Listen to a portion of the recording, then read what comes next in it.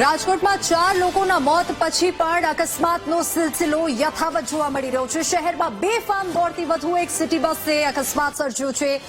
કિશાનપરા ચોક પાસે સિટી બસે પીજીવીસીએલની ગાડીને ટક્કર મારી સિટી બસે વધુ એક અકસ્માત કરતા લોકોમાં આક્રોશ ફાટી નીકળ્યો છે। રોષ જોવા મળી રહ્યો છે।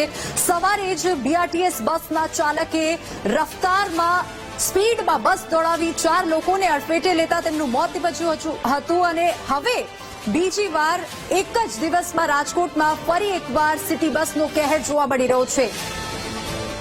વધુ વિગતો સાથે સંવાદદાતા સની ફોન લાઈન પર જોડાઈ ગયા છે। સની, ફરી એકવાર રાજકોટમાં સિટી બસનો કહેર સામે આવ્યો છે, શું વધુ વિગતો?